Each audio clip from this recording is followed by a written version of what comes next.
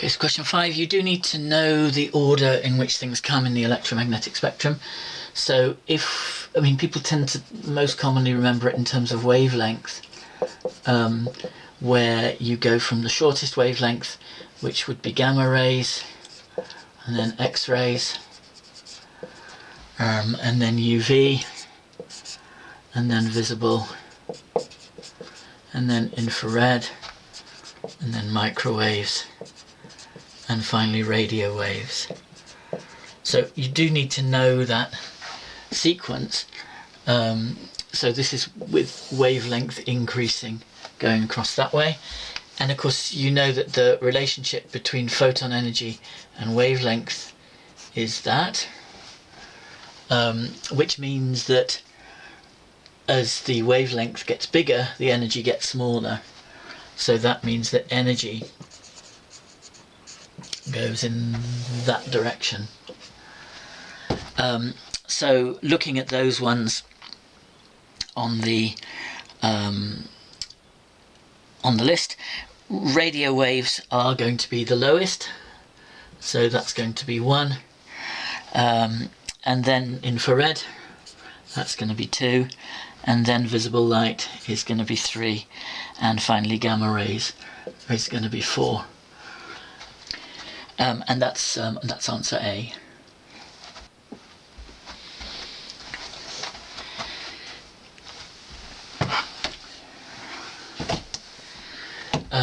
Question 6 is just getting at the fact that although most of the stuff we look at in waves is transverse waves, just because they're kind of easier to draw and easier to think about in many ways, the principles mainly apply to longitudinal waves as well. So if we look at those things that it raises in question 6, you can get interference of transverse waves, which is what happens with light waves, but you can also get interference of coherent longitudinal waves. That's, for example, is how noise cancelling headphones and things work. So that's not evidence that light is transverse. Diffraction of longitudinal waves, again, that can occur. That's how sound can bend round corners, or at least that's part of the story as to how sound can bend round corners. So longitudinal waves and transverse waves can both be diffracted. And D, the intensity versus distance thing, that's a general property of waves as well. So C is the one that's special. Polarization depends on you having a specific plane in which the oscillation is occurring, and that can't happen with a longitudinal wave. So if you can polarize a wave, that proves that it's transverse.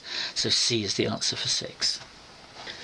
Question 7 is just about that little bit of awareness you have to have of the actual frequencies and velocities and wavelengths of visible light and of audible sound. So for visible light, you're meant to know that it's roughly in the range of 400 nanometers for sort of violet light, up to about 700 or 750 nanometers for red light in terms of wavelength, and that you should know. Now for sound, you're meant to know that the speed of sound in air at room temperature is around 340 meters per second. Okay, obviously it depends on the density of the air and so on, but that's a sort of typical value. And the sort of range of sounds that we can hear are sort of roughly in the range of 1,000 to 5,000 hertz.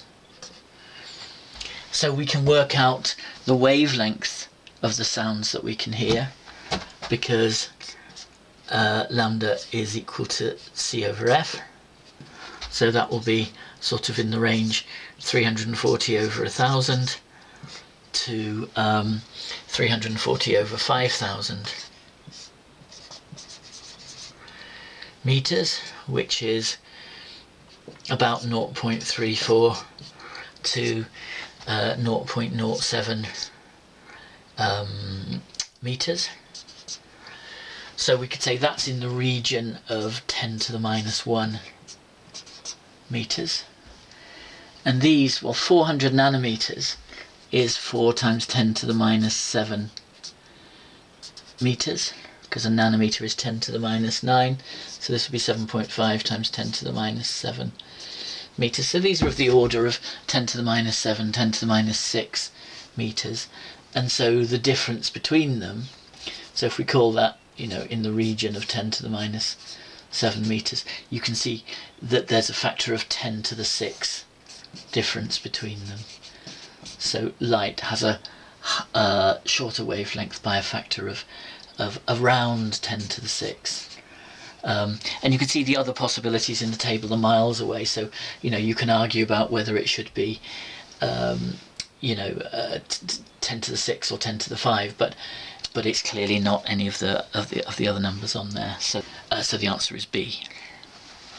Okay, so in question 8 we have to picture this wave moving along the rope in this direction, and the question is, what happens to point P and point Q during half a cycle?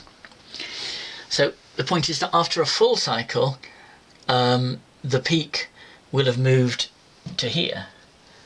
Okay, so because that way this point will have returned to its original displacement, as will this point. So the peak will have just translated from, if you like, one point to where the next point in phase is. So after half a cycle, it's going to have moved halfway to there. So we can sketch what it looks like after half a cycle by saying, right, well, it's going to look like this.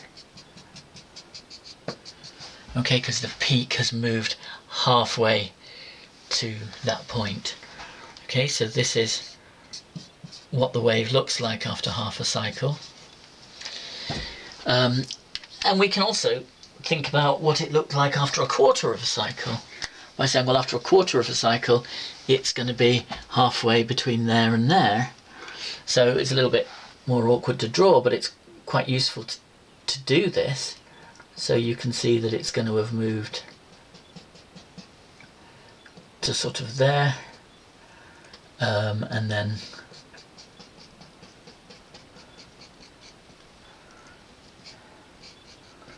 down to there, and then up again. Okay, so that's what it's going to look like after a quarter of a cycle, where the peak has just moved halfway to the half cycle point, and the half cycle point has moved halfway to the full cycle point. So the advantage of doing that is that we can then see very clearly what's happened to point P, which is that it's gone down in the first quarter cycle and then it's gone down again. Okay, so P just falls continuously during the first half cycle, because it falls during the first quarter and then it falls further. After that, of course, it will start coming up again, but that's not what it asked us. It's just asking us about the first half cycle. Now Q, on the other hand, starts at 0, and you can see that after a quarter of a cycle it's gone up, but then which is the orange line, but then after a half a cycle it's back to where it started again, so it's gone up and then down again. So Q rises and then falls. Okay, so taking that into account then, the correct answer is D, that P falls all the way, but Q rises and then falls. So question 9 is just about remembering how these phase relationships are described. So if we have a wave like that, remember that to move from one point to the next point that's in phase with it, in other words at the same point in the cycle, which would be from here to here, that's one wavelength distance. Okay, so that's lambda, and we can describe the phase relationships of all these points in terms of the idea of this being 360 degrees out of phase, which is 2 pi radians. compared to that one, and of course if it's 360 degrees out of phase, it's actually in phase, so actually the phase difference is 0. But for all these points in between, we just say, right, well 2 pi corresponds to a whole wavelength, so pi corresponds to half a wavelength, pi over 2 corresponds to a quarter of a wavelength, and so on. So what we've got here is a phase difference between the 2 points of pi over 6. So that obviously corresponds to a point somewhere here, would be the shortest distance.